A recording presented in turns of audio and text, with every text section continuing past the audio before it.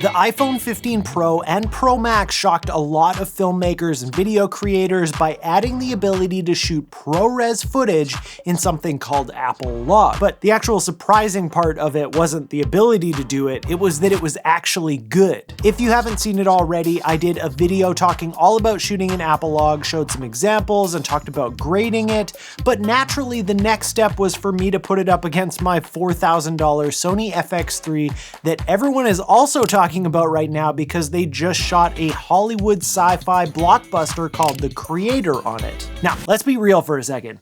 These cameras are not going to look the same. They are not used in the same ways, and they are just totally different kinds of tools. But that being said, for my own personal workflow, it would definitely be handy to be able to cut in some iPhone footage from time to time and feel confident that I could match it closely enough to my FX3 that most people wouldn't be able to tell. And with that, it's time for your pop quiz. I'm gonna play some side-by-side clips from the iPhone 15 Pro Max that I shot in Apple Log and the Sony FX3 that I shot in S-Log 3. And you head down to the comments and let me know which one you think is on the left and which one you think is on the right. And when we come back, we'll talk about what we saw, and most importantly, we'll take a look at how I would approach matching the footage from these two cameras. So, secure the cup and watch closely.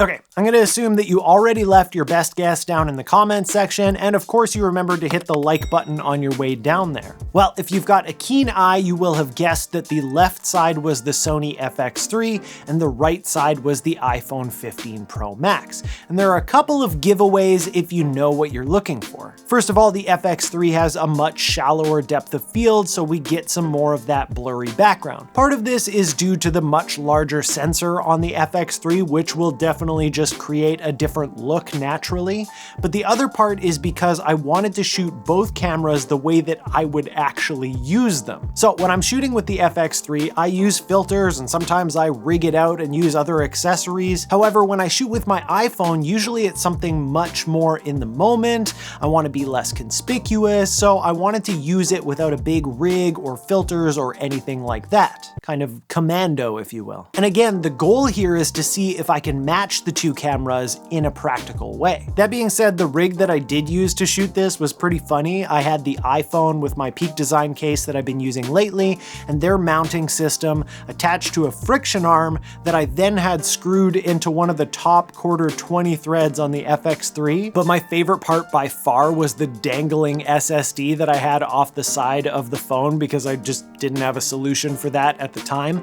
I do have something now, I'll show you at the end of the video. So that's what I would attribute the difference in depth of field to, but the other thing that I noticed is that the iPhone doesn't hold up nearly as well in low light situations. Again, the bigger sensor on the FX3 is the obvious reason for this. There's just very little chance that the dynamic range and the clarity in that dynamic range on the iPhone will be able to keep up when the sensor is so tiny. If we take a look at these two shots in their original log state, you'll see that they're actually exposed fairly similarly. But when we correct them to look similar for the output, the FX3 just looks better in my opinion. It retains more information in the dark areas, it has less, or at the very least, more pleasing noise when there is noise there. So let's say we were convinced that we could shoot most of our project on the FX3, but then from time to time we need to cut in a shot from the iPhone. What is it going to take from a grading standpoint to get those clips matching?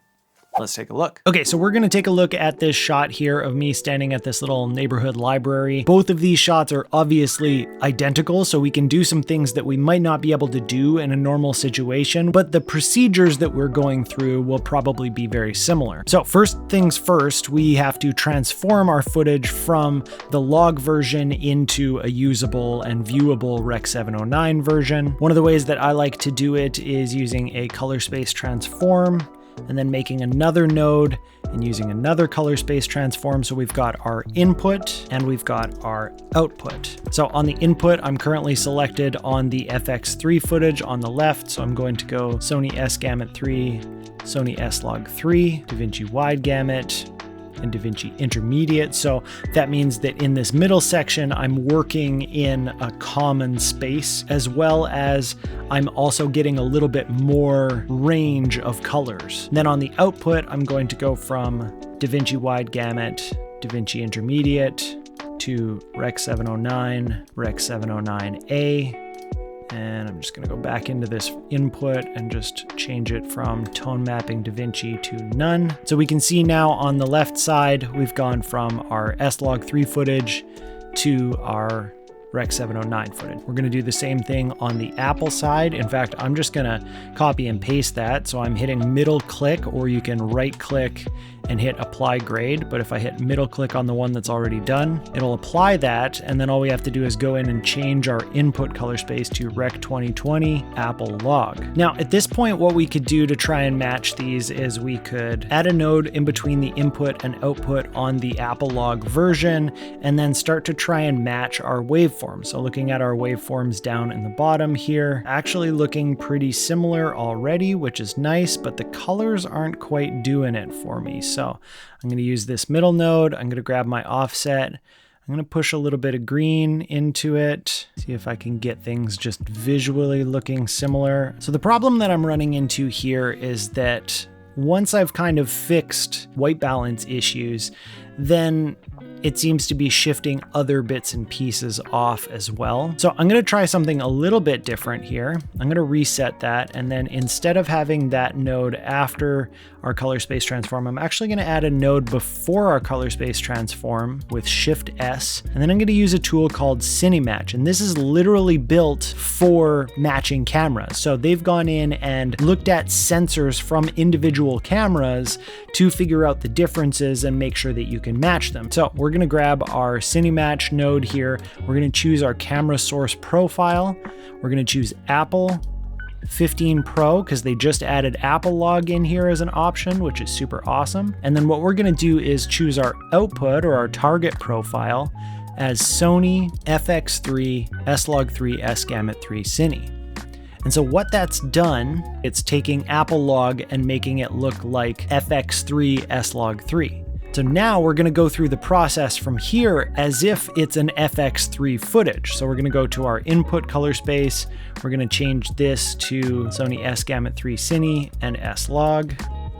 And we're going to do our input and output color space. We're going to go turn those back on from our FX3. So now that we've got Cinematch in place, I'm going to go into another node in between our input and output and start trying some of those matching things. Now we've still got a bit of a squished in dynamic range here. So I'm actually going to take my gain, messing around with my lift, gamma, and gain until I can see things lining up a little bit better. So that's starting to look better. And then the other thing that we've still got going on is that our FX3 has a lot more of a kind of greeny hue to it. So I'm going to take my offset in there as well. Maybe a little bit orangey in this one. So pull it back a little towards blue. Still maybe a little bit more contrasty on the Apple Log side. We can kind of pull that back a little bit. And so as far as just matching, I feel like we've got a really great start. Like if I cut from one shot to the next at any point in a story, you probably wouldn't be able to point out that I had switched cameras, or even if you could, they at least work well together. Now on these next clips, we're going to take a little bit of a different tack with it. So I'm going to go to the first one. I'm going to grab Cinematch again. Instead of using the color space transforms, I'm going to grab Sony FX3 and S-Gamut3 Cine. I'm going to hit OK. And then I'm just going to hit apply Rec 709 transform. So it automatically transformed it to Rec 709. And then what I'm going to do is at the very end of it, I'm also just going to grab a color space transform and go from Rec 709 Gamma 2.4 to Rec 709 Rec 709A. I've done a video about this, but that just fixes the problem where it looks faded when I export my video at the end. And then I'm just gonna touch this one up so that it looks a little bit better. So I've got temperature and tint right within Cinematch here. You can also do this stuff on another node with your color wheels or something like that, but it's so nice and handy to have it right in Cinematch. And then I'm gonna move over to my Apple log version. Cinematch again on that first node, Apple 15 Pro, Apple log, apply Rec 709 transform. Again, because they've taken a look at all the different sensors on all these different cameras, when you hit that Rec 709 transform, it's transforming from that camera. So it should be as accurate as we're going to get it. Add that other color space transform, like I said. I'm gonna match these a little bit using the tools inside Cinematch.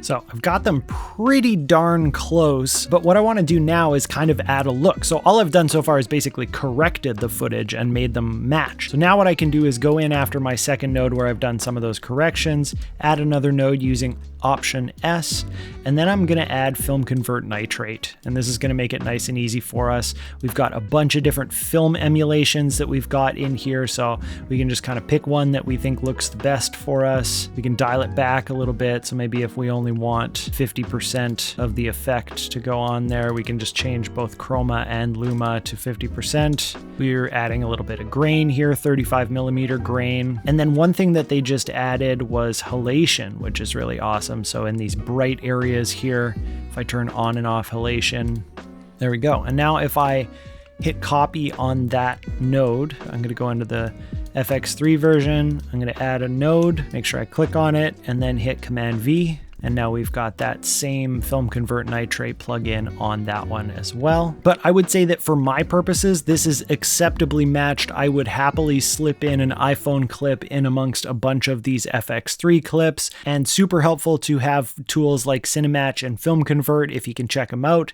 They're definitely helpful in this process. This is the way that I like to do it, so check them out for sure. So as you can see, I can throw away all of my other cameras now and just shoot everything on an iPhone and basically delete my channel because no one needs camera stuff anymore because phones. Just kidding, I'm not going anywhere, and neither is my FX3, but it is nice to know that I can use my phone in conjunction with the FX3 when it makes sense for me. Oh, and I told you that I would show you my solution for the dangling SSD. Check this out. Where did I put it? You see this black piece on the back of the SSD? That is just a very, very thin adhesive piece of metal. I actually had these kicking around from when I was mounting magnetic lights before. Now, it's not magnetic, it's literally just a very thin, probably like less than a millimeter thin piece of metal, but it holds on to magnets really well, so the MagSafe on the back of the case or the back of the phone holds onto this really nicely. So I can just slap this onto the back of the phone with a small cable and I'm good to go. Unfortunately, it does stop me from using the MagSafe for anything else, but it works great as long as I'm just using the phone handheld. I'll leave a link for these metal pieces down in the description. So here's what you need to do next. If you like this video, go tell me in the comments, and on your way down, hit that like and subscribe button. Huge thank you to FILMCONVERT and Cinematch for partnering with me on this one. Their links are also down in the description. Definitely check them out. They're super helpful. Thank you so much for watching, and I'll see you next time. Dunna out. That's not a thing I'm gonna say.